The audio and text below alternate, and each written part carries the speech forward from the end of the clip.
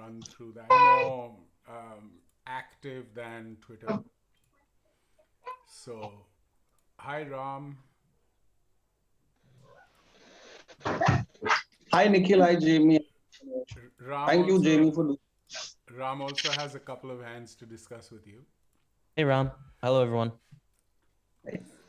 So should we? So for everyone who is waiting for people to also come up on the stream, but while they join, just a little bit about Jamie. If anybody in chat or in the Zoom call doesn't know who Jamie is, Jamie is firstly the reason why I'm in poker at any level. It was his challenge that I won. I have to do the normal ones, over $1 million in online caches, over, I think, close on $250,000 in live caches, Jamie, something like that.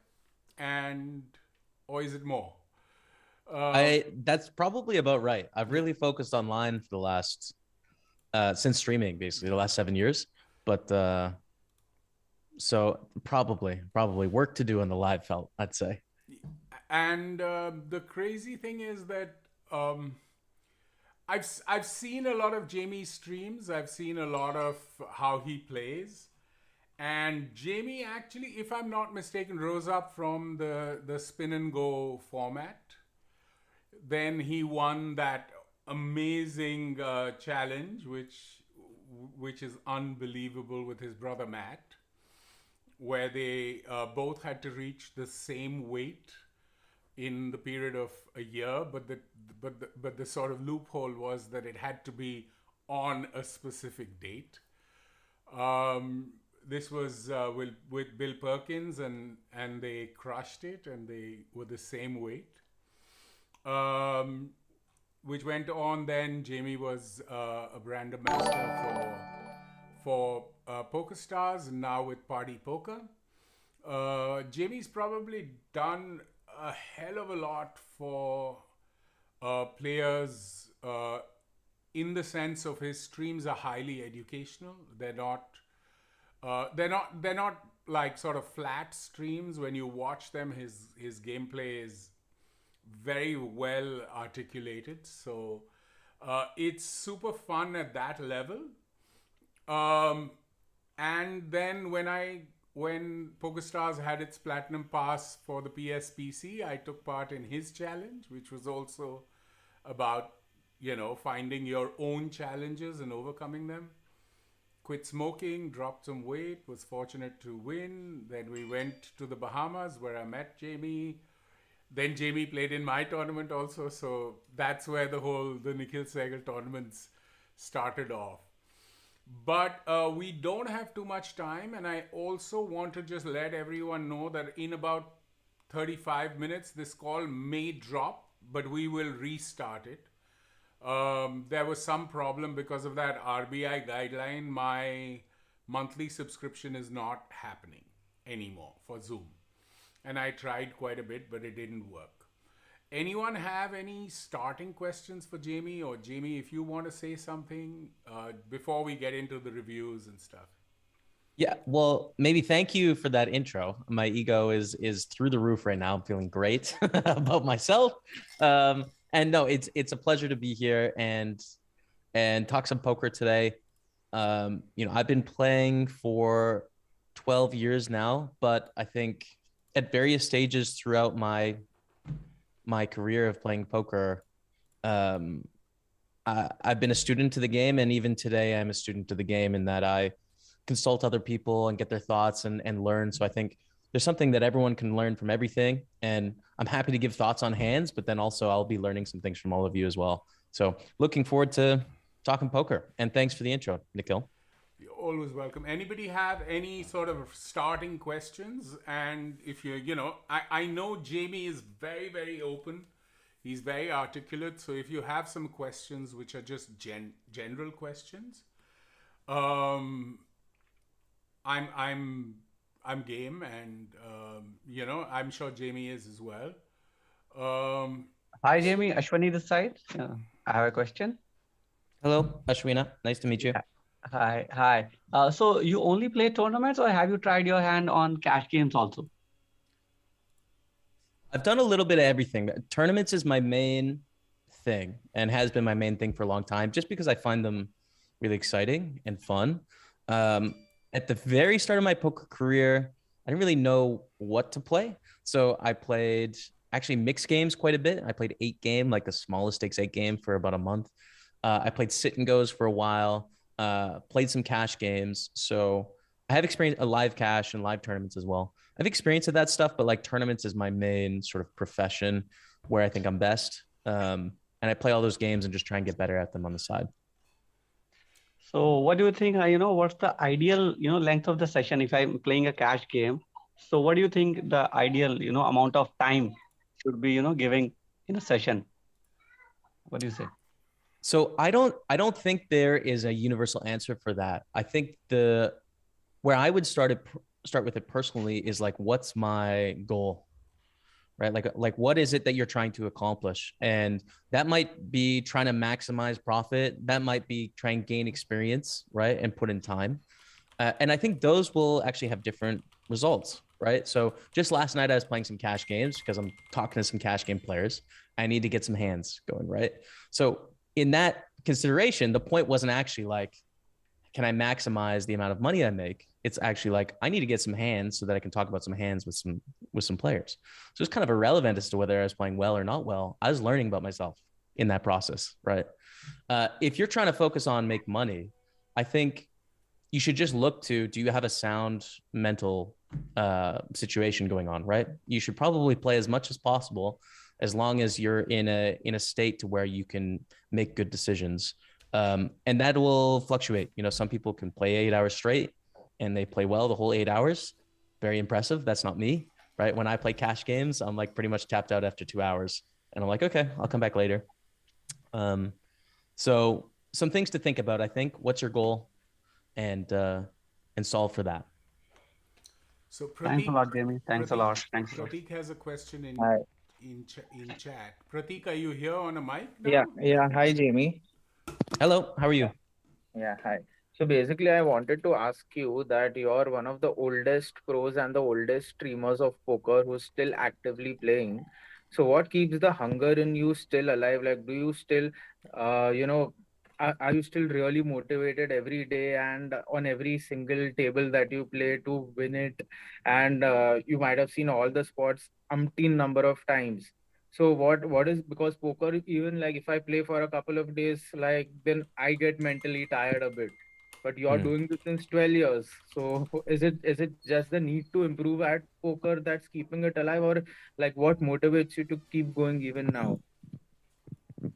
It's a good question, and my motivation has changed over the 12 years. When I got into poker, my motivations were relatively shallow, right? It was like, I would like to become rich and I would like to become sort of famous and or important, and I'm 18 years old and I don't know how to do that, and this seems like the best way, right? So a very 18-year-old dream to have. And then sort of over time I realized, okay, some of these pursuits are not as fulfilling as I would have thought when I was 18 years old, right? Like that's not actually what I want to spend my life working towards. Um, but I learned to love the strategic aspect of the game and the process of just trying to get better and to improve and to challenge tougher opponents and different levels. So today, 12 years into playing, I'll play a session on Wednesday and I'm in a $100 tournament, and that tournament doesn't really matter to my financial life or to the success of my career. It's very much just the process of putting in reps, right? Training, trying to get better, trying to improve, and continue to move up to where I can challenge higher and higher levels with tougher and tougher opponents. So that's been the adjustment for me. I don't think there's anything wrong with trying to grow your bankroll, trying to improve your financial situation by having this hobby. Like, I think that's fine. But one day it'll probably have to shift towards, how do I just get better at the game and battle better opponents and improve?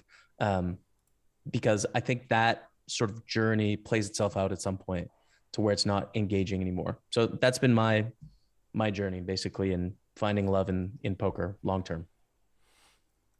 it's so awesome because when I was taking part in the challenge, I really did deep dive into a lot of stuff that Jamie's done, and I think he really hits it on the head when he says that it's got a lot to do with how how you perceive what you want to achieve out of poker.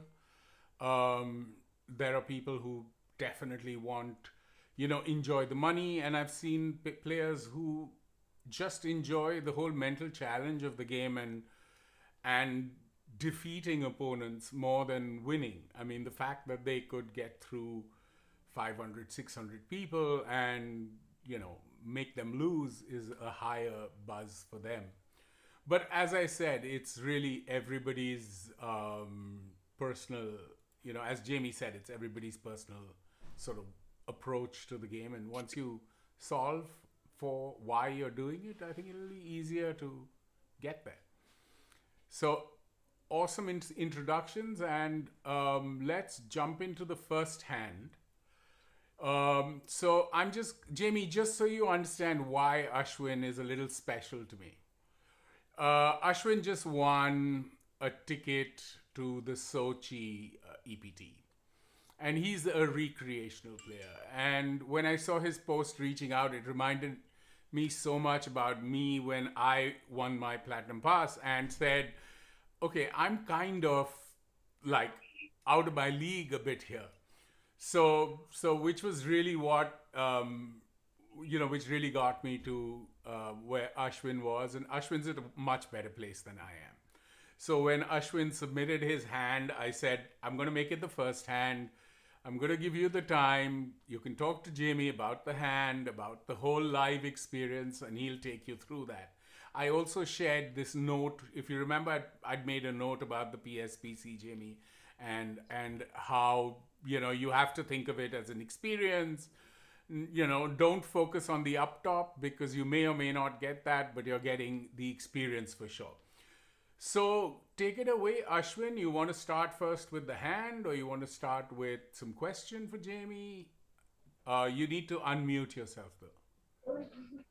I think we'll just quickly get onto the hand. Thanks, Nikhil. And Jamie, I just want to bring this up to you that Nikhil's been so kind. This conversation that he's talking about happened at 2 a.m. in the morning. And this is when Nikhil was not even at his hometown. He was in a different city, and he had just gone through a tooth surgery.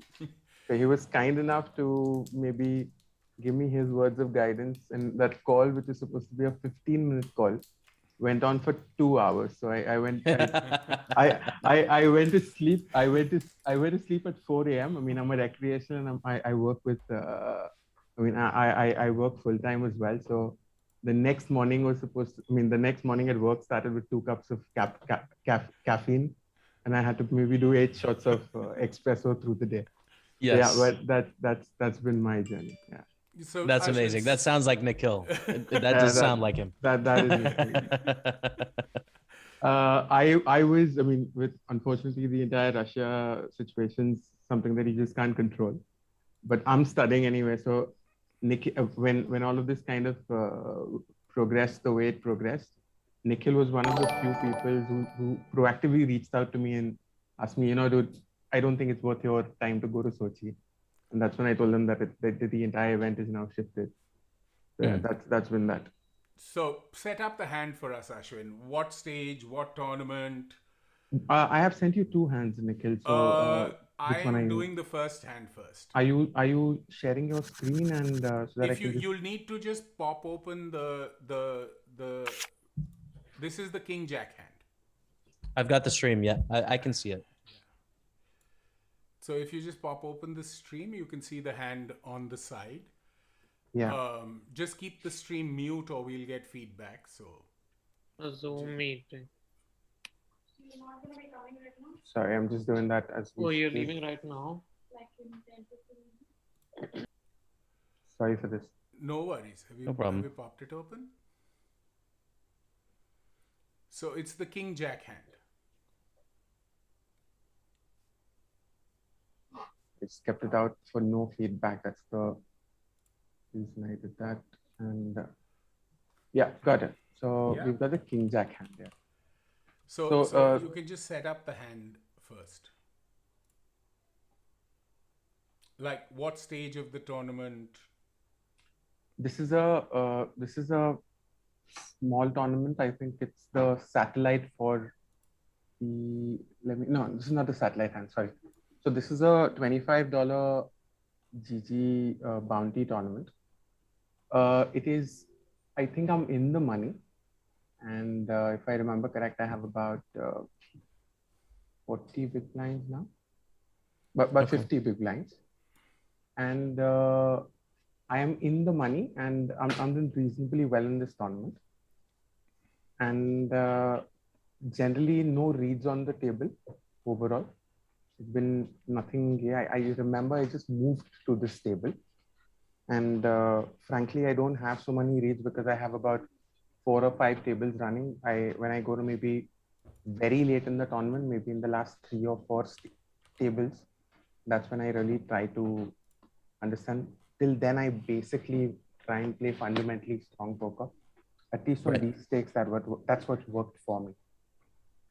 Makes Nikhil, sense. unfortunately, Nikhil, I don't have the stream running for some reason. Can I try and reopen it once again? Just 1 second. Can we go to the flop? Yeah, Or- sure. Or let's Or start off. let me share my screen. Is that okay? So that we No, both that get on. won't work because. But Oh, sorry. what I'll do is I'll play the hand, Yeah. and so you're I can on- announce it too. Yeah.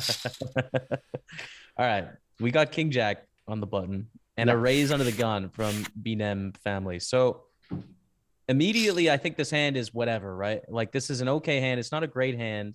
We're 7-handed, but we have the button. So I think Yes. calling makes some sense. I also think that we can 3-bet sometimes here, actually, right? Put some pressure back on them pre-flop. Sometimes get them to fold some hands like, ace-7 suited might fold. We put small pairs in a tough spot. We have the ability to win a post-flop. But I think I wouldn't do that all the time. I'd just do it sometimes. And I think calling is probably fine and good, especially in that we cover for the bounty. So we call and action continues. Small blind calls. Okay. Big blind calls. King 6 deuce. Interesting. So very multi-way, very dry board as well. These multi-way spots are interesting. So let's see what happens. The big blind checks and under the gun continues for 2,400. So the thought here is, right, we're in a very multi-way pot. King 6 deuce under the gun bets. So immediately my head in this spot is going to go to, okay, just for argument's sake, what are the sort of hands that beat us here that under the gun can have? So I'm going to picture in my brain their range. And they're going to have aces. They're going to have sixes. They're going to have ace king. They're going to have king queen. And then my brain's going to go to what are the sort of hands that they can have that we beat? It's going to be king 10 suited, king 9 suited, queens through 7s, right? All the ace highs that missed. There's a ton of those hands that we're beating, right? But if we raise, how many of those hands are we going to get value from? Like what is the benefit to us for raising in this spot? There really is none. It's a dry board. We don't need to protect against much. There's not many hands we can get value from by raising. So I think the plan is to call and then just proceed with the hand. That's how I think through this spot. So let's see what happened here.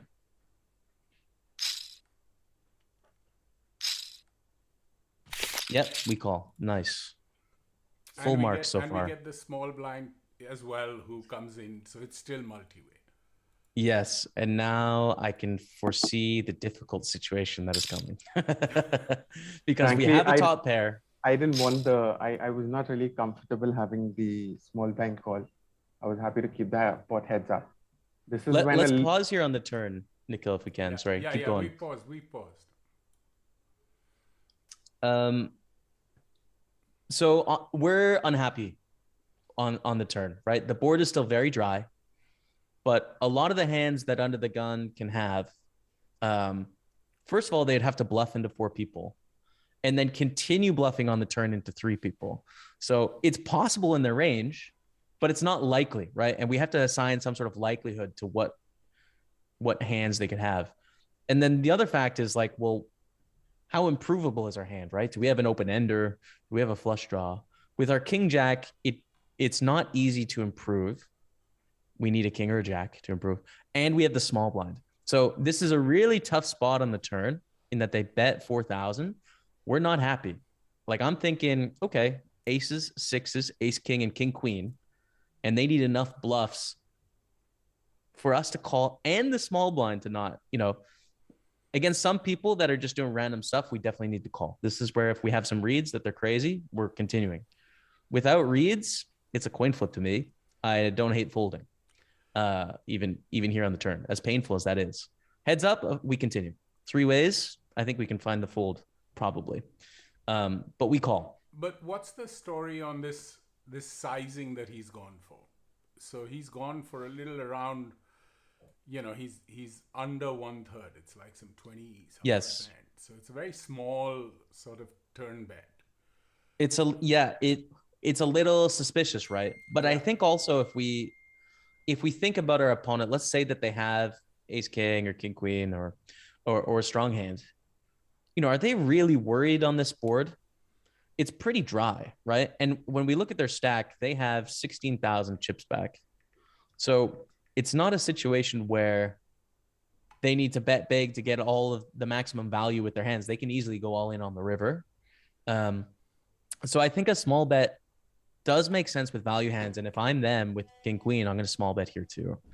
And then it also makes sense with bluffs in that if you're trying to bluff here, probably you're not going to try and fold out a king, right? Like that would be a bad strategy to employ. Like, okay, I think I'm going to bluff here. Let's try and get them to fold top pair. Disaster, right? We're not going to do that.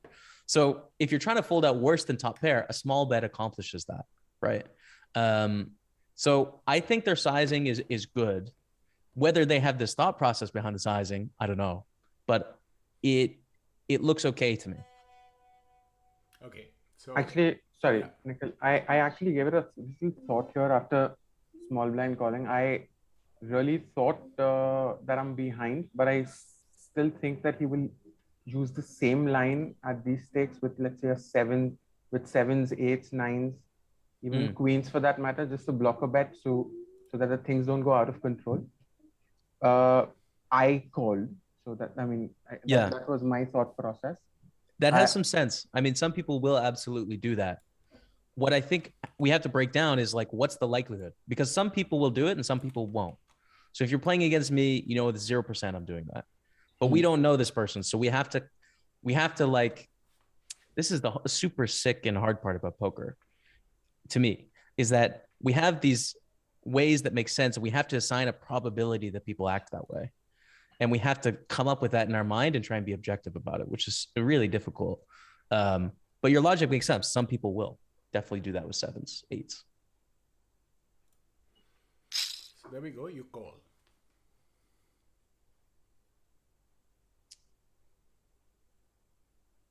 Small blind. Calls. We must be losing, right? Like it's so hard to be winning. This is where I puke. I don't think we can win here.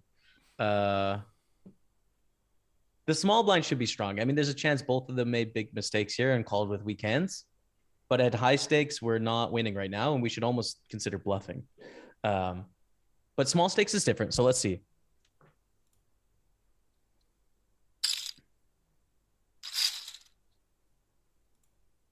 So I've paused it here because this is what's happened now. Bet of 14,000 and then an all in for 2,000 more. I think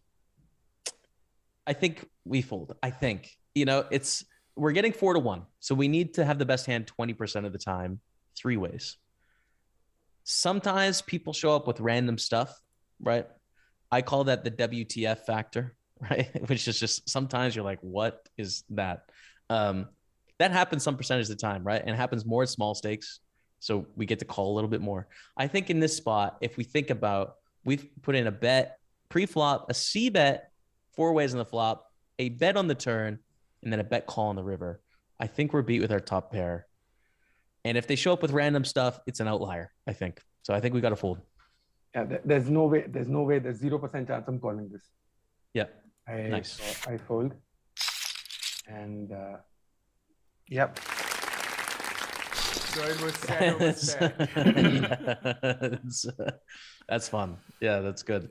What about, so where's the line with this hand? What about when we have ace king, right? Let's say we get to the flop with ace king. That one is interesting, right? I think king queen is also fold. Ace king, Ace king at where 3-bet pre. we would 3-bet pre, but let's say we called because we just wanted to be weird, you know, and we find ourselves on this river spot. That to me is the line hand where Then maybe I go broke because I check raise, because I 3-bet. I at least raise flop. yeah. And both sets continue. I think yes. Yeah, we would be playing ace king differently than this for sure. I'm just trying to simulate the river situation, like what's the toughest hand for us to make a decision with, and I think it's, if we ever had ace king, it would be ace king, but that's probably it. Like top is the worst hand we could consider calling, I would think. If the flop is, I mean, if I have ace king and the flops maybe jack deuce king, then maybe I don't go broke. There may be a king jack in his range somewhere or the other, but the flop's so dry. If I have ace king, I think I'm going broke in this hand. And I think an important thing for multi-way flops, and this is an interesting tidbit, but when we're 3 ways on the flop, we almost never have a raising range, actually, which is probably surprising. But the problem is if we're 3 ways on the flop and someone bets and we raise, and this board, for example, king 6 deuce, right? They bet, we have ace king and we raise. Well, what happens when we just call? What hands are we left with that just call? If you think about it, if we're raising ace king and we're raising 6s and 2s, the best possible hand we can have all of a sudden is king queen. We're screwed, right? Like when we just call, all of a sudden they have a clear, signal, bet turn, bet river, and you have to fold your whole range. So at the high stakes, actually, in a 3-way pot, someone bets, you're calling 100% of your hands. You only start to raise, you only start to have a raising range when it goes bet, call, and now you're the third person in the pot, then you can start to raise. So that's something to note, I think, is that if you start raising multi-way, you're opening up big holes for people to barrel you off your hand.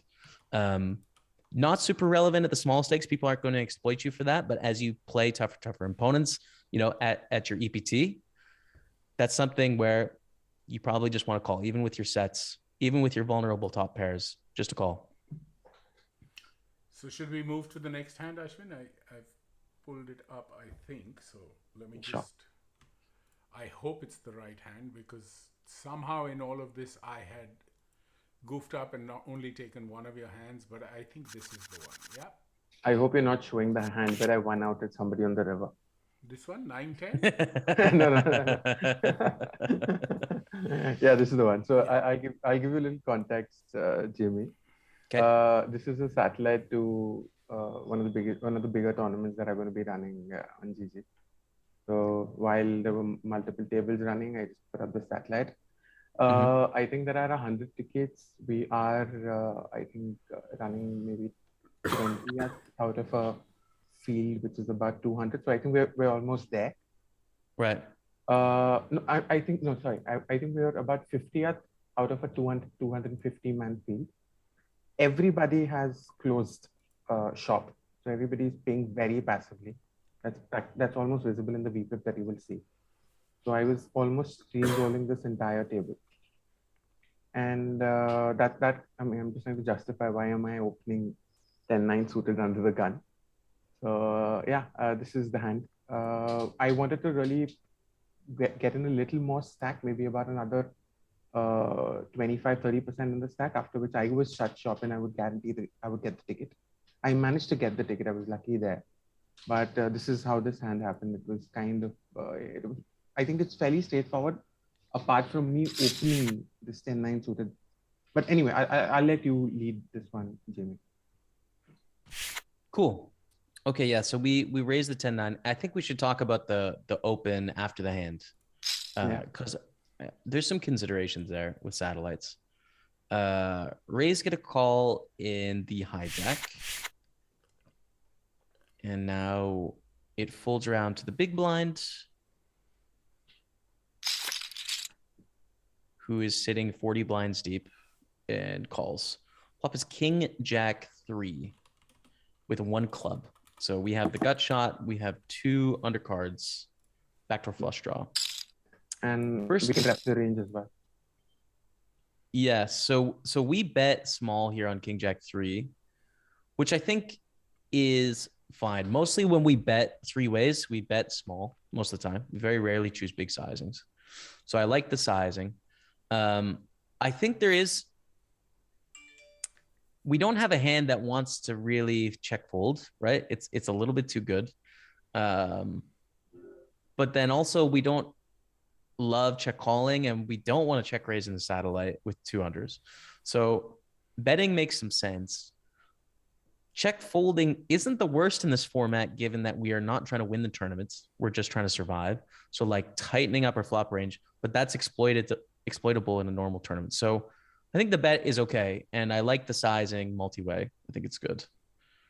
So we bet, get a call from the hijack.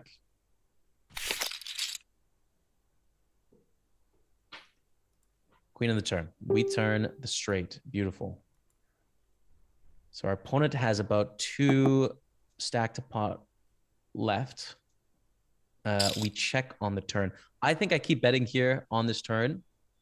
If we can just pause it here, Nikhil, because yes, that card is going to hit and make some 2 pairs and stuff for them. But I think we really value protection in this spot. We want to protect against spades. We want to get value from King X. We want to get all the money from those 2 pairs. We don't want to see the disaster card come off on the river, and or, an ace that loses us value, for example. The board pair, which could be a problem. So I think we just keep betting on the turn, straightforward, bet turn, shove river with this nutted hand with 10-9 and ace-10 and king-queen and sets, like just bet. But we go for check, and then anti-car bets just under a third. I think I'm going to... I don't know. I would always bet the turn. So check raise.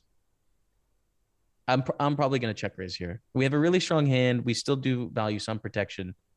If I knew my opponent was very aggressive, maybe I'd let them, sort of bluff it off.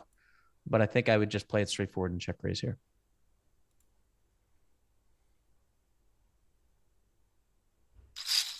When I reach here, I think what I want to really do out of this hand, Jamie. Am I audible? Sorry. Yeah, we can hear Yep. you.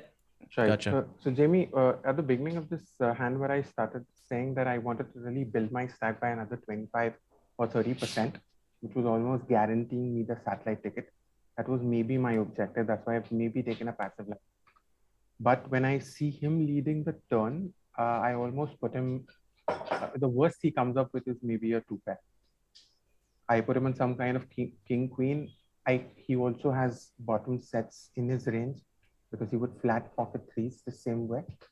That's when I realized that I am going to make value out of this. So when I check, he bets, I put him on a very good hand. King, jack, king, queen, pocket 3s.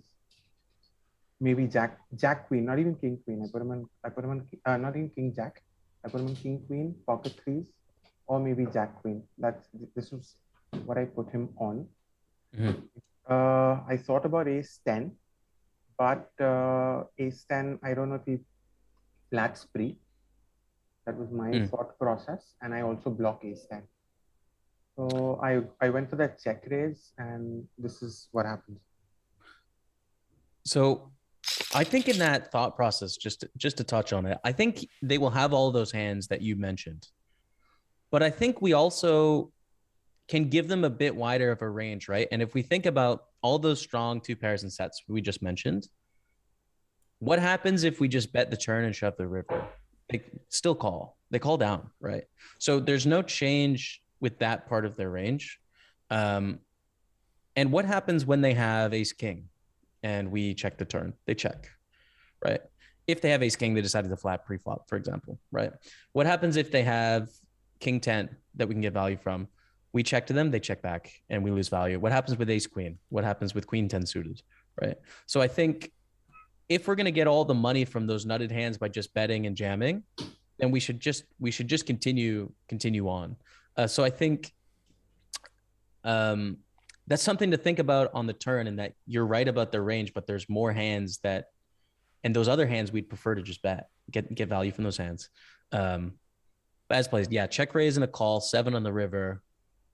We're all in. We got the second nuts. Let's get value from the sets, from the 2 pairs. If they have ace 10, we cry ourselves to sleep. I feel like we're gonna see ace 10. We're gonna see ace 10. I would go for the jam here. I think I'd go for the jam, but we call. Yeah. My question was, in fact, the question that I put across to the study group is, now I know he's got ace 10. Can I ever fold here profitably? I think no, right? This is the only question that I have. I don't think I can ever fold. Yeah, I think you've answered this was the only thing that I wanted to ask you. Yeah, I think sometimes people make mistakes overvaluing hands. They could have the same hand. They might shove a set, people make mistakes, and the likelihood of that is higher than ace 10, especially with you having a 10. Unblocking spades.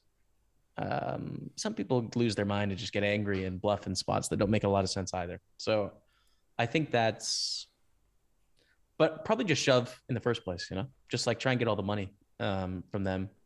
Pre-flop, it's worth noting a little bit on pre-flop, right? In that I think in poker, we want to come up with these rules that make our life a little bit simple when deciding what to do. So in a satellite, you're uncomfortable in a satellite all the time. I'm uncomfortable in a satellite all the time because you just want things to be simple. You want your choice to be clear cut. Like, I'm going to do this because this is what I have to do. So when I hear you talk about, I want to gain 25,000 chips to sort of get to this threshold to where you feel safe, I think you want to avoid trying to achieve those safety parameters for yourself, because it really is a sliding scale in terms of how much risk you want to take. And sometimes it's a big stack. If you know the table's playing really tight, you get to play hands and keep vacuuming chips, but only if you think it actually increases your chance of getting the ticket. And as most of us, I think, will know on this discussion, the more chips we have, the less utility extra chips gain for us, right? They're so much more important when we're short stack than when we're big stack. So we need it to be really profitable to raise as a big stack. So in this spot, if the table is not absolutely lying down for you and your likelihood of getting a ticket is 85%, I'm pitching this hand in the muck. Even if you're not at a stack to where you're going to be able to fold your way into the money, that shouldn't be the goal, right? And kind of avoid that thinking of, if I just get here, I'm safe. Get there safely and responsibly, right? Like just hang in this uncertainty pocket in satellites as long as possible, because that's really how they play out. At the high stakes, that's how they play out. When you're on the bubble and everyone's got 5 blinds, everyone's really comfortable hanging in this uncertainty spot because all the people that aren't have already shoved and ran into a cooler with 13 blinds and lost. So I think that's important for satellites. And raises really shift towards ace-X. You start to go towards the blockers. It's like ICM and final table play. You start to throw away these suited connectors, the 10-9 suited, the 9-8 suited, the small pairs like 5s and 4s and 6s, they suck. And you start to raise ace-4 suited, ace-3 suited, ace-6 suited, because they block ace-king and ace-queen, the hands that are going to 3-bet you and shove. So some tidbits there on that. So let's move on. Akash, are you here? Thanks, Jaime. Thanks, Nikhil. You're welcome, Ashwin. Ajaw, are you coming on camera or not, Akash? Yeah, I am coming. Yeah, so Akash is joining now. So there we go. This is Akash's hand. You want to set it up, Akash? Yeah. So Nikhil, it's again GG Masters Bounty Tourney. Not And- Nikhil, this is Jamie Sorry. Hall. Hi This is all Jamie. Hi Jamie. Hi, Akash. Hello. This is GG Masters $25 bounty. I guess it's either final 3 tables or final 2 tables. And I was in top 10 stacks, most probably. And the guy who is on my left is playing almost every hand the time I reach this table. So Okay. that's the context only. And other than him, all are fairly tight. Cool. Okay. So ICM and like payout pressure is starting to take hold. Payout pressure actually exists through the whole tournament. It's just a small factor early, and you know, the bubble it's a little bit, and then it's not much. It sort of just progressively ramps up as we get to the final table where it's very apparent. So we've got the nines in the small blind, which is actually a tricky hand in these ICM situations because we don't really want to gamble pre-flop. It's really scary to kind of risk it pre-flop and call off pre-flop. So should we run this a little faster because he's taking his sweet Winland has really got a tough choice. All right, folds the button. And we have a choice here. This is interesting with the nines. And it's actually, you know, I'm curious to look this up. I kind of want to look up like what the math would say in this spot. Just give me 1 second. Let's say we have 40 blinds, right? I can like consult a pre-flop sort of chart in terms of what in theory would be best to do here. So, we'll Jamie, go tournaments. firstly, I should put my thinking why I flatted at this point, because Sure. the guy on my left is completely crazy. So Right. I don't want I should 3-bet and he gets it and pre-flop, and I don't want to fold pocket nines pre-flop. Right. And I was thinking of if I would set mine, then I can get all his money if he goes crazy after the flop. So this is my thinking of flatting. If he is not on my left, I would for sure would be 3-betting this hand and would be getting it against button. Makes sense. No Yeah. So I think that no customized takers. No. I'm just looking at the pre-flop chart, and so with 40 blinds, you know, let's say there's no ICM, right? With 40 blinds, the button opens. We can actually shove nines most of the time for 40 blinds. And then at 35 blinds, it starts 3-bet call. So I think probably most of people on the call know that against the button in the small blind, we're 3-betting most of our hands. In this spot, what we really don't want to do is have to get it all in pre-flop with the ICM starting to take effect. We don't really want to call off with nines for our tournament life with 3 tables left, right? Which I think is a problem against the big blind, in that if they're crazy and they just shove, we would have to call, but we'd hate it. You know, we'd basically have to be flipping for our run. Now, if they're the kind of player that would squeeze less than all in, and then we could come over the top and get them to fold, then that would be great. And I don't know what kind of player this is. So my first impression in this spot is to shove against the button for 33 blinds, because I don't love going post flop with nines if the big blind calls. If they shove, we really hate our life. If they squeeze, it's great, but we don't know that. You know what I mean? So we want to play the hand. I think there's merit to all the ways. My first thought is shove and just ignore the crazy big blind. But let's proceed from here.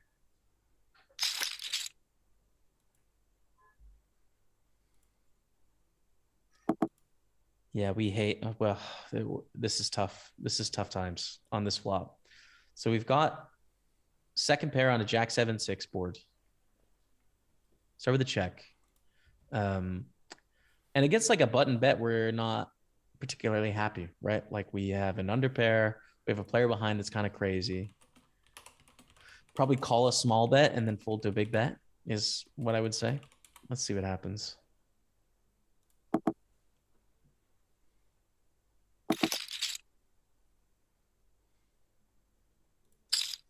Okay, so now we're feeling better. Yeah, with the board pair, we bet small. I like this block bet.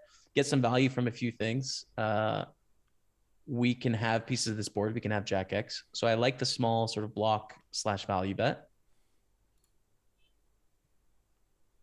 Check is an option as well. We can check call too, but like I think block works sometimes.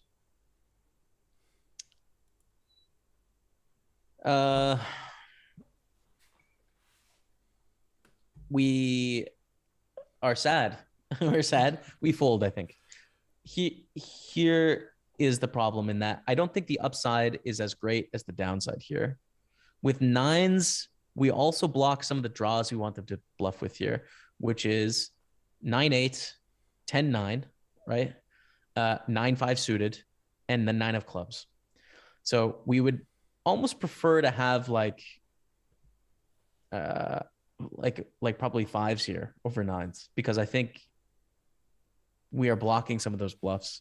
You said they were crazy. If they really, really are crazy, maybe we can make the read. But for me, not seeing it, I'm not putting enough faith in it. And I'm just folding because I don't think the upside is good. We can't improve on the river, right? Like we might feel good on a jack river or a nine river. But that's it. So Okay, so I set my thought process here. What I thought, I played passive on flop, so I just put it a block bet. So I thought he might be racing with a ace high flush draw with ace six in his hand, because he is crazy. He must have put it a bet with jack on flop itself.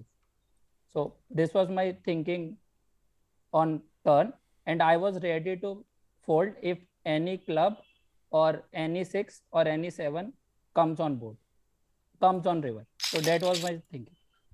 right. I think a6 makes sense for what it's worth. Like I think they would play a6 like this, a6 suited. But I think that there is more hands in the range, right?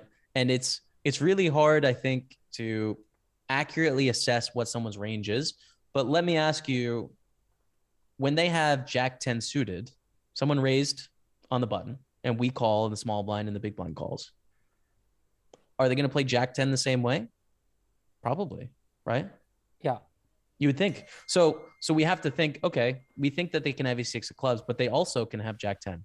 And we could fill out this hand matrix to where we're going to come to probably a little bit more accurate of a representation in terms of like, there's actually a lot of things that beat us here, you know?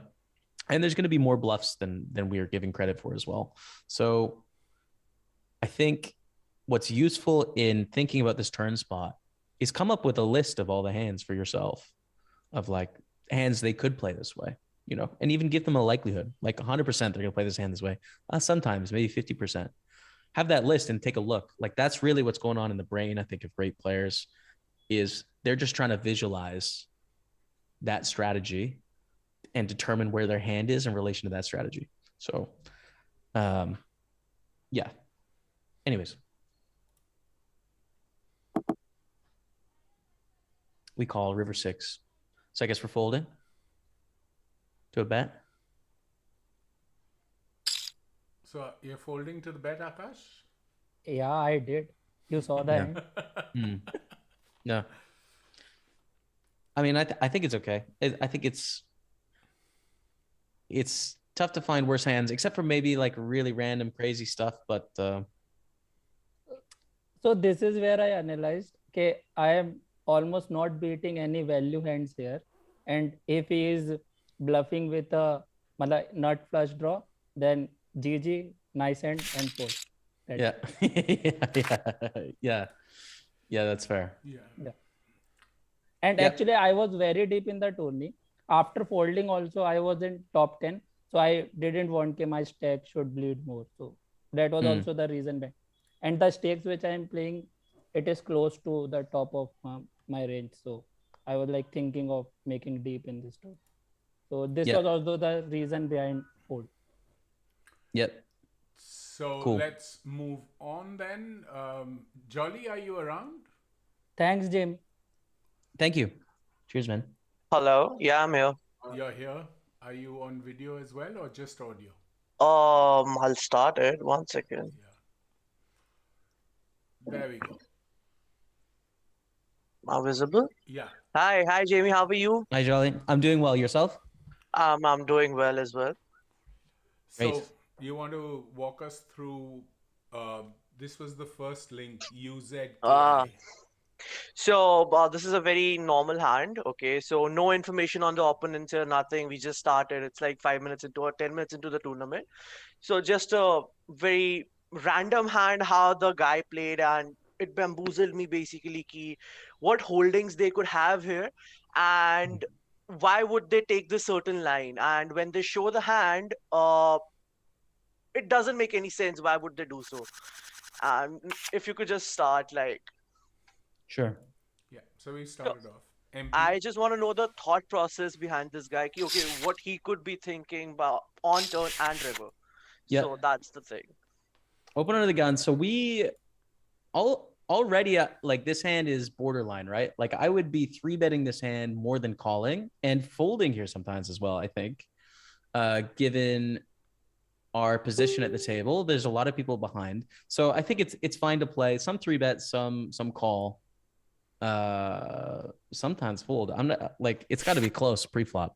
But anyways, we play, we call, it's fine. It's definitely justifiable. We cover for a bounty, you know, etc.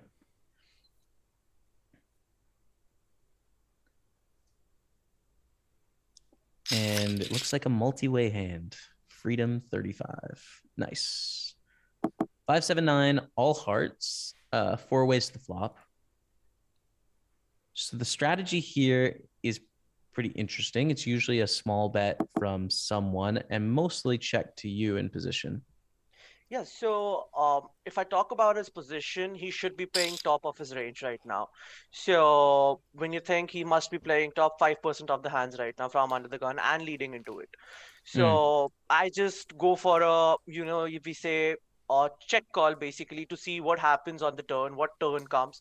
He could, like, I could not directly put him on a straight, but I could put him on a ace high flush draw. Okay, he's continuing with that, or he might have an ace king or some overpairs here. Okay. Mhm. So that's why I just wanted to see, okay, if I hit my straight if with the 6, fine, we'll play the hand in position, fine with him. But let's see. Okay, I was like, let's see what happens on the turn. So he bets small, I just call. So here I think we need to think about what we should do here in the flop, and that I think calling with ace-8 is too much. And the reason being, we have 2 players unknown behind, right? And both of them are going to have some flushes that they flop with suited aces and suited kings. They're going to have some sets. Under the gun, it has the capability of having 10s and jacks and queens and kings and aces and 9s and 7s and 5s and flop flushes of ace high and king high, right? So they have a lot of good hands. They're going to have some bluffs too. So let's think about, okay, probably too wide to defend with ace-8 here. What sort of hands can we continue with? We can continue with 9-10 suited when we have it. We continue with 9-8 suited. We continue with 9s and 7s and 5s. All of our ace suited flushes, right? We can continue with our ace-9. We continue with just the king of hearts, right? King, queen, and king, jack with the king of hearts. Any ace with the ace of hearts. Like all of this gets to continue. So if you take a look at our actual range pre-flop, we've got a lot of hands that get to move on here. And I think we want to have a heart in our hand if we're going to call with worse than a pair most of the time, you know, like like, I don't think there's any hands where we want to call where we don't have a heart if we don't have at least a pair at this point. So I'm going to fold the ace-8, but we call a little wide and that's fine. We can still learn stuff from this hand. So we call and continue.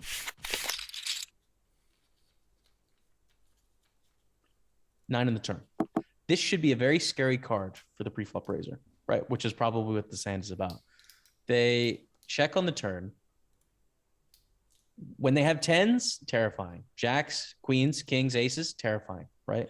When they have a flush, the board just paired. You can have full houses, scary. When they're drawing to a flush, not happy. So this is a really bad card for them and a good card for your range of hands. Mostly you're going to bet. Now we're in a situation where we have too many hands going to the turn because we called a little bit too wide on the flop. So we've got extra bluffs. But I think I'm going to start bluffing now. I'm not going to show down. I'm going to bluff. I'm going to bet 6,500 or so. And then decide what to do on the river. You know, and on some rivers, we're going to blast away and try and get them to fold some better hands. So my thought process here was that he might have a ace of spades in his hand and now without a pair. So that's why he must be checking. Same thought process that he feels a 9 is a scary card if he has an overpair because I have a lot of 9 in my ranges. Ace 9 in my range, king 9 suited sometimes in my range if I'm opening very wide. So I do have some pocket 7s as well. I have the sets here. And so I was just thinking, okay, if I just check and see what they do on the river, I could go for a very I could go for a small bet or just blast it off on river, coming what comes on the river. Okay, just assess the situation. So nothing in particular, and wanted to keep it small because I had nothing here. If I blast off, if I put the bet in, they might be sticky with their overpairs. They might call it off. So Mm. it's that kind of a situation I was stuck in. So I was just wanted ki okay, if he checks, I'll go for the value. If I hit my six or a pair or a ace, I'll go for some value. So just wanted to reassess on the river. So when an 8 comes, I'm like, okay, great. I have some showdown value. Let's see what happens. So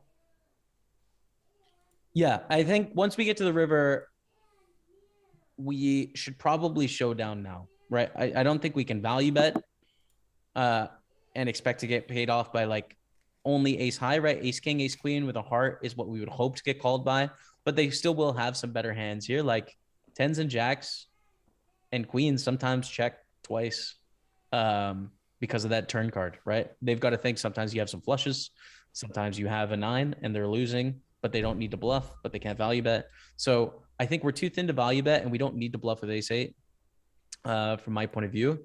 So once they check, I'm checking. So, when he checks back, I was thinking, okay, now he's checking. So if he has an overpair, I checked turn. So that should give him some signal, okay, I'm weak here. Okay. If he has an overpair, he could go for a very thin value. Like he should be going for 2200 or 3300, something like down the lane where it's like 33% of the pot or 40% of the pot. Yeah. But when he checks, and I'm like, okay, so what could he be checking with? Could be ace high. So in these situations, I always remember one thing: it's okay to sometimes check back, than to go for thin value, because if you get check raised, you're gonna be in a very, very, very stupid spot, and that's what I was put in. So, and then I started reassessing whole situation. I went into the tank. I was like, what hands he could be doing it with? Uh, we'll see. I bet really small. So basically, I take his line. Like I bet medium pot, like half pot, and then I wanted to see, okay, I want to get value from ace high, a small pair. If he's opening like sixes here, he could be he could be opening with fours. He could be opening with you could say a medium type of a hand. Okay, he could have a7 suited, like I'm opening with that. So I just wanted to see okay, if I can get a very thin value, though it's not a, like, I agree with you, it's not a spot where I could go for a thin value with ace8, but like I hope so he is playing those kind of a hand. Yeah. Right. Yeah. But it's so I not think really, a lot of this. sorry, it's not really go a for it. thin value sizing. I mean, I your understand, sizing yes. is nearly half pot. Yes. And if you, more often than not, you know, when you're doing these sort of half potty bets, they also reflect that, you know, you're not really sure where you're sitting, right? It's not polarizing you enough where, you know, you're talking 8,000 and you're saying it's either pure value or pure bluff. And it's not even that thin value that I've got the absolute nuts and I'm just trying to extract a few more, you know, 2,500, 3,000 type of sizing. Sorry, go ahead, Jamie. I just jumped in there with that. Yeah, no. I think good thoughts. I think most of this hand is really difficult to figure out. And the reason is all the way back to the flop, right? I think that we found ourselves in some really uncomfortable spots because our range is not how it should be, right? Like we have too many hands in this spot to the river to where we've got all these hands that are kind of weak and we're not sure whether we should better check because we don't know where we are at in our range, right? If we tighten up the flop to where we have, you know, pairs and ace high and king high flush draws, which is basically what we should continue with, and flushes and sets, then this hand becomes a lot easier and it becomes very apparent what we need to bluff with. So I think first on the turn, we should bluff on the turn. It's really, people don't bluff on the turn enough. We need about half of our betting hands to be bluffs on the turn. I can almost guarantee that no one in this call, including me, has half their range being bluffs on the turn. It just doesn't happen. People play very straightforward on the turn. So we have a bluff hand. We want to fold out ace, king, ace, queen, ace, jack, ace 10, bombs away, right? On the river, we need to piece back together the whole hand, right? So like right now on the river, it looks like, okay, we have a value bet. If we just look at the image, oh, we rivered a pair, you know, there's only 9,000 in the pot, but let's go backwards. to the flop, right? Bet from under the gun razor, bet into 4 people on a 5-7-9 all hearts monochrome board. That's scary, right? Like that is not going to be King Jack without a heart. That really defines them in a lot of ways. So their range is quite strong. We don't have a good enough hand here, in my view, to get value. I think we need to check, and I would not be surprised to even see some overpairs still in the range. I wouldn't.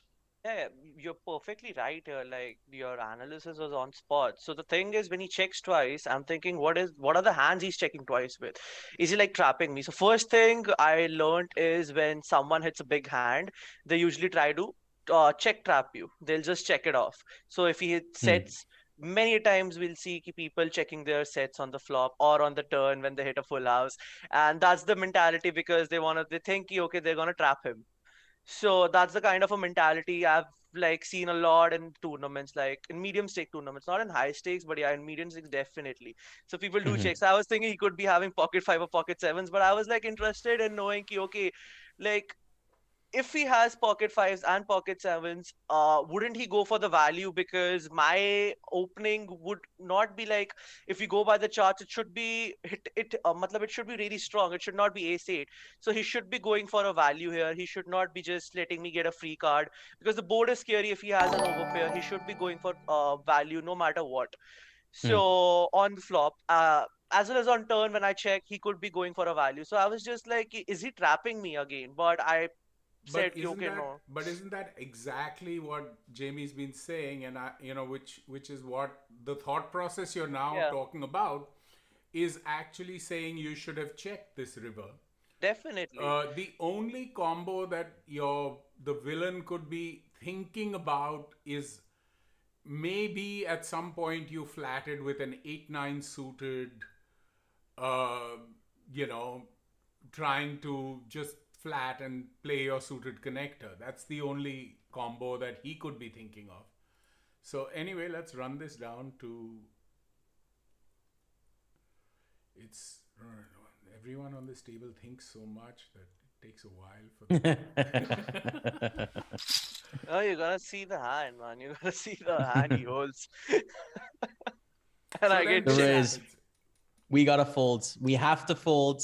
Definitely. Jolly, tell me you folded, dude. Tell me. No, I didn't. No! I was that sticky person who just Jolly, wanted to fold, see man. what hand he's holding. You wanted to see. You gotta get rid of that, man. I know. That was really bad from me. I cursed myself so bad. I knew that he's trapping me, he's screwing me up. And I just wanted to know, okay, what could he be doing that? What he could be? So one was thinking I could get information, but again, that's really bad. We should not be doing that in tournaments, and because that really sucks. Your chips are it's like your chips are very important to you in tournaments. But according to me, he has 0 bluffs here. There's no bluff definitely. 3-bet happening on this board, on this So river. one thing which was in my mind, he could be having a ace high flush, which it did not hit, and he could be showing me that, but he had 7s. So sevens full. Yeah, I mean, I think our opponent is thinking like, hey, maybe they'll bluff the river and I can get a check raise, which they did, right? Their bet on the flop is fine. Their check on the turn is not. They should keep betting on the turn with 7s. That's a mistake from them. You're exactly right in that sometimes people slow play hands at the small and mid stakes to where they make the nuts and they slow play. Like, you got a good hand, just get money in the pot. Like, unless you have a really good reason, if you have 3 streets of value, bet flop, turn, and river. Like, don't try and get tricky and try and induce your opponents, because we're a perfect example, right? If they're going to check 7s, they're definitely hoping we're betting ace 8. And as we just talked about, people don't bluff enough on the turn. So we're not accomplishing what we want by slow playing. Don't listen to Felhelmuth. He's definitely wrong about that, right? Don't trap him. Just value bet. And definitely that would have served as well, I think. If I bluff turn, I'm so sorry to cut you. If I bluff turn, definitely I'll be just checking the river if he checks back to me, because now I have showdown value. Mhm. And the thing is like how they could check check a nutted hand twice. Like that's the thing, because they want value from me no matter what. Because what hands I would be checking turn back is the question in his mind. Like I should not be having a lot of hands where I might blast off on the river or something like that. So I mean, yeah, it It's was a not bad thought through play. by them. Yeah, So- it's not thought through by them. They made a mistake for sure as well. but they got Definitely. rewarded for it. I'll say that. No, I we'll think fold this in that hand river next time. you just went over the top on too many factors. Which one? This one? The ace-8 one. Yeah, Yeah, definitely. So it open. just Now, the open was really, really on the borderline. You can say ace-8 is not a very good position. Like open to from such a strong position, I should be tightening a bit. And as well as on if I want to bluff, I should be starting from turn. That's Acha, true. acha. Now move to this hand because we're running out of time. I Yeah, promised definitely. Jamie that there will be a hard stop, so I still have a couple more hands to go. So Done, done. This was just like 5 minutes because I know I made terrible plays. Jamie, so against we are playing against under the gun +1. So just Okay. few like information. So this is like I think 15 or like 16 hands after the same hand we played. So now this Okay. guy is really loose. So that is the 98,000 under the gun +1. So he's Okay. really, really, really loose. We saw him opening with 7-6 earlier, and he opened with ace-2 off from under the gun. So I was like, okay, if he's opening this wide, I mean, I could get I could get him to fold those hands if I three bet from this part. Though Ace Jack is not a three bet hand from small blind. We should never be doing that. We could be doing that with King Queen, sometimes King Jack, some Ace 5 suited combos, but not with Ace Jack. That I'm aware Yep. of. But I just wanted to get the squeeze in. So Yeah. Okay. That makes sense. I mean, if we know our opponent's really wide, see, I'm gonna squeeze here 3 ways actually. My default is gonna be to squeeze in this spot. You can just keep it running to kill because I don't want to flat and play this 3 or 4 ways out of position offsuit. But we have a great blocker to squeeze, and we know under the gun is opening a wide range. So I'm gonna squeeze like this. I'm gonna go bigger than this. This is about 4.5x, and we are yeah, 120 blinds deep. So I'm gonna make this more like 8,500. A full 3 blinds bigger than that. So we get a call from the under the gun wide player, and then a fold from the button. Deuce 4-5. Probably gonna check. Sometimes bet. I mean, like I think in theory we bet often here because we have all these overpairs and strong hands. Our hand isn't terrible to just check call either, but we go for a bet small. so you're 33%. Yeah. Yeah. And we have the jack of diamonds. We don't want to face a raise here, which is why I was thinking like it's not bad to check, right? We can check call any size. We go for a bet and a call, 6 of diamonds on the turn. Bet again. I think we bluff here. Same reason as before. We have jack high diamonds. We can target ace king and ace queen in the range. We're still representing big Now, pairs. We have ways to improve. so I have a question here. What should be the sizing? Like again, 33% or more than 50%? I think more than 50% in that we're More- representing flushes. We're representing vulnerable overpairs with a diamond. Neither of you really have very many threes except for ace 3 suited. Both of So you. though I'll just take 1 minute to explain my thought process here. So as though he's wide, I have that information on him. But again, I'll respect the ranges and I'll say, okay, he's not being loosey goosey every time. I'll still pay a range. So when I put him on over pairs, that board with a flush draw, and uh like if he has like tens, jacks, queens, kings, first he could be three betting me with those hands pre-flop. So if he has kings, I don't think so. If he's going for a trap, he's just playing in position. He could be doing that with the king, but I don't think so. People usually do that with kings, even with queens. Sometimes they do with jacks, they do with tens. They would do it. They could just call with nines. So if they have jack 10 9 and they see this board, probably 90 or sorry 70% of the time they should be raising me on the flop. So when they don't raise me on the flop and just call, I could eliminate those hands. Okay, if they are trapping, perfect. Okay, they could be, but I could eliminate those off his range. So then I start putting him on ace of spades. He could be chasing a ace of spades draw. So and Yeah, that's why it's he's just calling possible. my bet. But if I have nines in the flop, right? If I am Daniel, you squeeze me from the small blind, I call with nines. You bet on deuce 4-5. I'm not raising. I'm not raising with nines or tens or I'm not raising any pairs actually. I'm just playing straight call because you're representing aces and kings and queens, right? And then you're gonna have some hands in your range like ace king and ace queen, and yeah, it's nice to get that to fold, but like we get absolutely wrecked when we raise nines and you jam, and then it's like okay, great. So now we have to fold nines to all your flush draws, and you get to realize all of that money, right? And then when I get it in with nines and you have queens, I'm drawing almost dead. So I'm calling in Daniel's spot with all those overpairs. I don't think we can give them credit for raising those hands in the flop. I think that's wishful thinking there. But we bet on the turn they call rivers and eights. I'm probably going to shut down now in practice, right? In theory, we need some hands to continue bluffing. We have the jack of diamonds. It might be a hand that sneaks its way in there. But in reality, people just call down too much once they've decided on flop and turn. Like I'm here. It's not a spot I bluff as much as theory would say.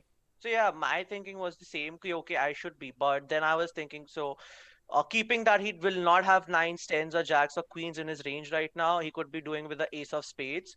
So would he be calling ace of spades on river jam? Okay, if I'm thinking of a tournament, if not his tournament life, but again he would be like what down to 10 or 20 big blinds, something like that. So he'll be really short if he calls. Would he be heroing with a ace of spades in his hand because he's blocking the flush draw? He might be thinking I'd be doing that. He put me on a decent range because I 3-bet, but I could be squeezing with a suited connector, like in position. I could be having. You're out of position. You're out of position. So you No. couldn't have the squeeze that you're talking about wouldn't exist because you're out of position. So those suited connector squeezes sort of drop out of your range, right? Got it.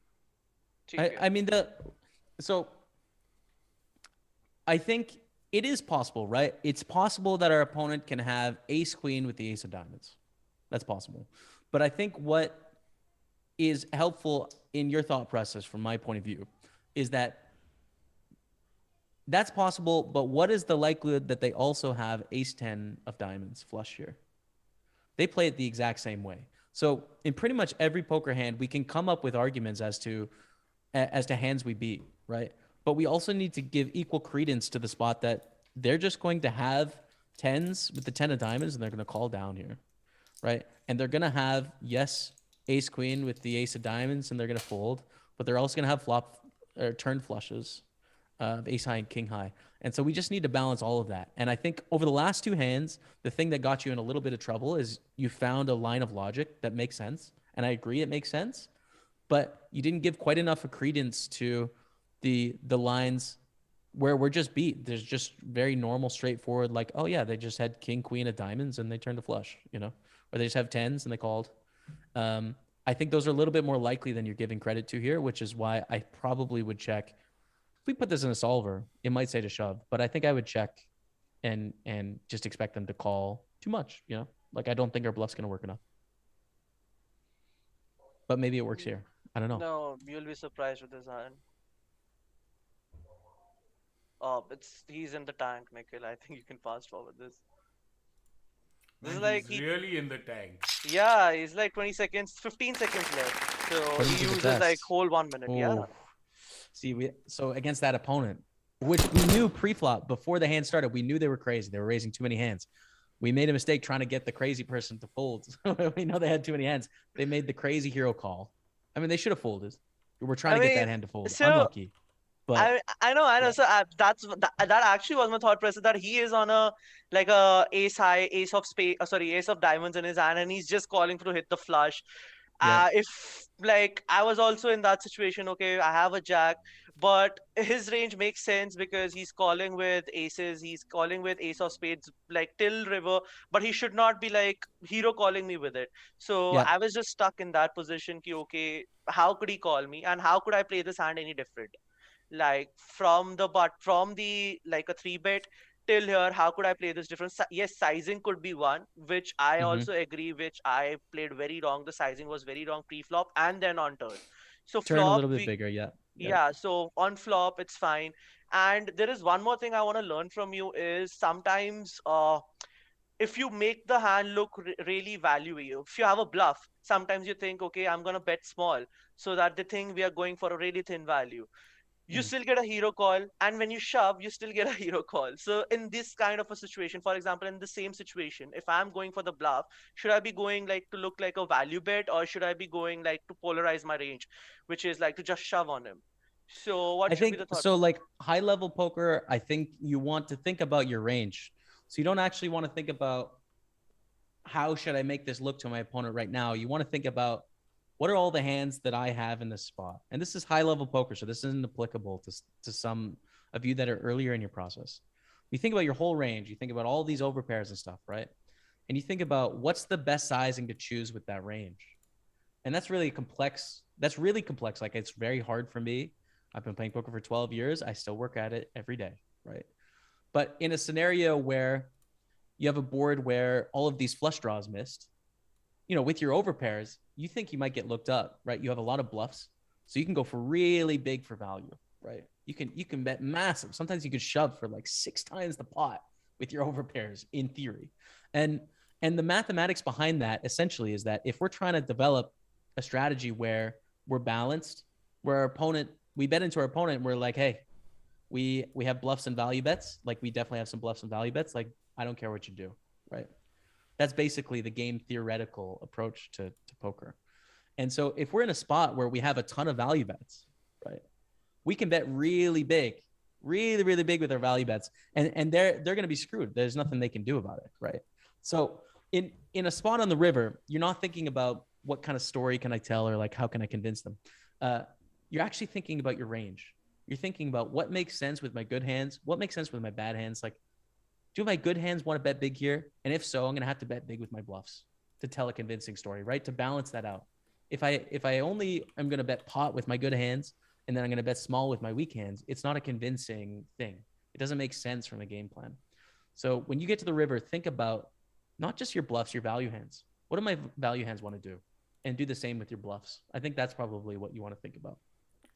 So Ram, are you in? Thanks so much, Jolly. Ram, are you around? Let's get to the last hand. We are at Ram. We are at like I wanted to keep your hand for last. I also knew I had to set it up on the screen because it was in a slightly different format. So Ram, you want to set up the hand for us? Sure. Can you hear me? Am I audible? Yeah. Hi, Ram. Hello. Hi, Jaime. Hi, Nikhil. Thanks for doing this again. Sorry, this is from one of the Indian sites. I did not have it recorded and there was no so I just put it like manually on one of the softwares. So I just ran it through you. So this is an 8 max MTT on one of the Sunday majors in India, about $70-$80 buy-in, about 30K guaranteed USD. There's about 30 players left, 28 or 30 players left. I have ignored the other big blinds because everyone else folded. It's just me on the button and the villain on the big blind. We are both about 25 big blinds deep. Slightly above average. So it's folded to me on the button, and I think pre-flop I just opened 2x. There's not much to talk about there, I think. Big blind is one of the better players in India. He's like a solid right, plays regularly. He defends. I'm watching on YouTube. There's a bit of a lag, so I don't know if I'm talking too slow. No, we've just run it. So you've opened now. Open now. Call on the big blind to the flop. Okay. Yeah, big blind calls, and I think the flop was 3-4-5. Nice. So my thought process is I'm basically checking range on this board for the most part against the big blind, more so from early position, a lot from button as well, because he has on this board, I think he has more straights, more 2 pairs than I do. And I need to protect my range, which consists mostly of overcards here, I think. So that's why I check. I end up playing this hand really passive, and that's why I had doubts about, like not getting enough value from it. And I wasn't sure where I should have like stepped up the aggression. So that's why I chose this hand. So I decided to check range. I'm probably not betting anything on this flop except maybe 7s, 8s, 9s, which the thing is, like we have that hand, right? We have the hand that like wants to bet. It's just like, damn. Like, yeah, I agree with you. And I think you're right on this board. We check mostly because like we miss a lot. They hit it more. But like really, 6s love to bet. Like get value from 5x, value from 4x, get some protection against all these overcards that they could hit on the turn. Like, so I wouldn't hate deviating from strategy, opening a little bit of a hole in your game and just betting here because it just seems just seems great, right? Doesn't he seem good against a lot of the hands they can have? Yeah. So solver poker and practical poker here. I like betting a little bit more on practical poker, but I think you're probably right on solver poker that we check some. Anyways, sorry to cut you off. So check. Yeah, I was happy with the hand, but I just thought I'd probably bet eights and nines more than sixes because I'm happy to see this turn as well, for example, and let him maybe bluff off on a board like this once I don't. But anyway, so because I check most of my range, that's how I proceeded with this. Now on turn is when I start having like I really wanted in game to raise this bet, but then I thought what hand other than a 6x am I raising with? And it didn't make sense to me like raising the turn, and therefore I was like again like basically I think I overdid the balancing bit or whatever how my range plays here. And because my flush draws just call here, some of my overcards just call here, I decide like I can't raise anything here is what I thought in game, and I ended up just calling here as well. Yep. I think theory would say the same thing, right? It's just like you don't in theory have any raises with your flush draws. You always want to call, and you have very few like nutted hands. I guess the way you would in theory balance this would be like with your average flush draws and your 6x that check back the flop, which there's some. I mean, you do have some 6x that checks the flop, right? Like king 6 suited and queen 6 suited, jack 6 suited, ace 6 suited, sixes, so there could in theory be some raises, but their sizing makes it so that I feel like you mostly just want to call. This is again a theory and practice split where if you know your opponent and they're just going to stack off with a pair, like then just start telling the really rare story and just go for it. But I bet the solver would approve with your plan here, I would think. Yeah, and even on the river, I think the flush turns up. And again, he bets really small, and I know he's most likely gonna show up with a one pair or a two pair hand. And I know I'm good here a lot, but again, the thought process was like, what hand other than like but then again, he has more flushes than I do. So then I'm thinking, what hand calls if I raise here? Like if I raise, I don't want to raise small. I'm gonna raise big here, basically like sort of maybe almost going all in here. And he's not calling an all in with anything other than a flush. So am I raising small to get called by like a two pair hand, and I end up just calling here because I'm not getting called by a jam with any hand other than a flush. I think we do what you just said. I think we raise small and try and get called by two pair. And the only reason is because of the turn sizing. If they bet like 2/3 on the turn, or like they should probably overbet in theory on the turn, right? Like it's such a better board for them. So they should bet really big on the turn. They bet so small, like not enough money has gone in here. And now we're in a weird spot, right? If they bet 2/3 and then they bet the river, we just call. It's super simple. But now we're all messed up. I think we do go for the small raise. We try and get called by that two pair because there is a lot of two pair combos they can have. But then we fold to a jam, which is just sad, and we think about it for weeks and we cry ourselves to sleep. Yeah, but my other problem, I'm still thinking about it for weeks irrespective. So my other problem with raising small was, other than a 6, or okay, maybe all my flushes also raise small. My flushes. I mean, yeah, they could, like, exploitatively, I'm just going to jam my flushes, I think. In that my opponent is not going to be able to discern, like, oh, I bet Jaime jams with his flushes instead of raises small, so therefore I'm going to fold. Like, I don't think they have insight into your game plan. So I would start to be exploitative here. I just jam my flushes and I'd raise small with my sixes and sort of allow the game tree to break down, because, I mean, this is an $80 tournament, This is complicated to me. 12 years into poker, I'm playing 1Ks. I'm not thinking that way, So I think you can be exploitative and just jam the flushes, raise small with the sixes, and no one will know, in my view. So that's it. Now, if anyone has questions, you can ask now. We are going to go and lock this down because I've taken more time than I'd asked for from Jaime. So if there are any questions in chat, either in the Zoom or in the stream, just ask away. And if there are no more questions, then we are going to get into thanking Jaime and, sending our love to Becca and hoping that. Hi, everything- Jamie. Last one from the cash game. Just wanted to Okay. ask you. Okay, Cool. who's So, this? I'm trying to this is figure out. Ashwani. This is Ashwani.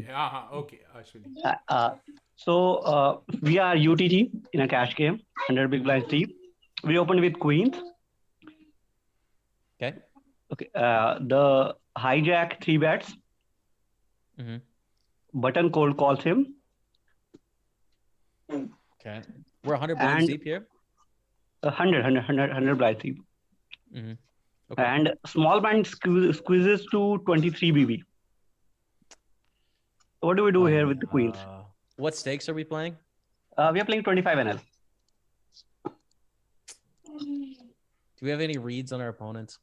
I mean, this guy is a competent player. I've seen him bluffing. He sometimes 4 bets and folds also to our jam. So I've done that twice in this session only. What about So- the caller?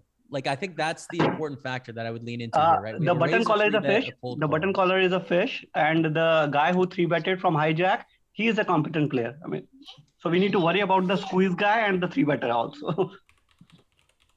I don't think there's a really terrible answer here. I think folding is really painful. And Can we jam here? Fine. I mean, Yeah, I mean, I think you can jam here. I think you can call here, which in theory might not be a thing. You might not have a calling range, but in reality, we can keep the button sort of weaker player in the pot, and or make reads like on ace high boards, just fold, and then I think we can jam. I think we can do all three. It totally depends. And in game, I would just make a decision based on how fishy I think the button is, how likely I think the small blind is to be exploiting that the button is calling a cold call 3-bet, how wide I think the 3-better is. Like, I would just weigh this up. Queens is the line, right? We're with kings, we're 4-betting. We're loving it. With aces, we're 4-betting. With ace king, we're not folding. With jacks, we're folding. So it's a I mean, in my I wasn't worried about this small blind squeeze. I was worried about the 3-better. He may have have me dominated with queens. So I desperately wanted to jam. I folded it, unfortunately. And this guy, the fish called, and the 3-better also folded. The fish called. The guy showed ace jack suited, and the fish, revert flush. So fish gets the money. So he was targeting. He was targeting the fish calling in the button, right? Like that was his game I plan. mean, he squeezed with ace jack suited. I mean, yeah, that was a tough it's one. cool. Great. I like So- it. It's a dope play. Jamie, I'm gonna have to ask that we do this the next time you have time. While we've been doing this, I have got a ton of messages of people saying, hey, I also wish I would have been able to do this. And I know you're always pressed for time, but maybe sometime in a month and a half when you have some free time.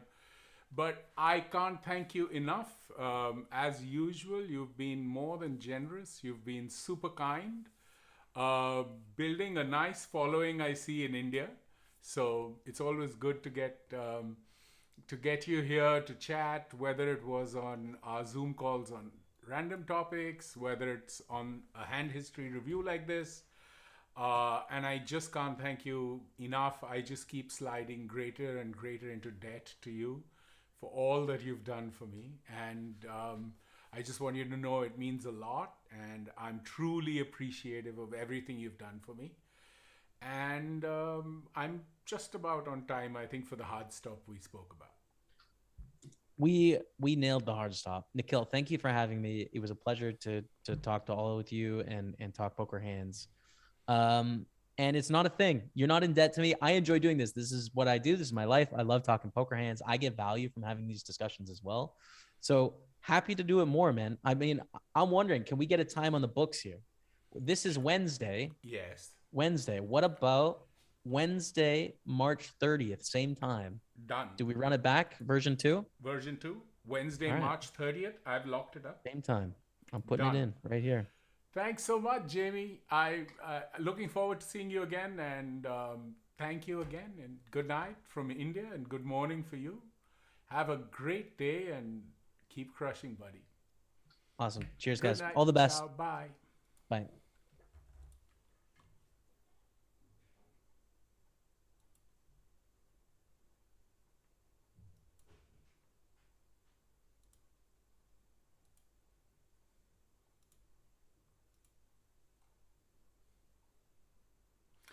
So, guys on stream, I think that was phenomenally awesome. And can't thank Jaime enough. We're gonna do this again now on March 30th. It's already been scheduled, same time. Get your hands ready, start submitting. Let's get them all lined up. And see you guys on Wednesday or Monday. I'm not here anymore. I have to go to Goa for a night again, which is kind of strange, but I have to do it at times. See you guys. Thanks so much. Thank you, Jaime. Cheers. Ciao. And thanks for the follow, Mad Dr. G. See you all. I'm killing the stream. Ciao.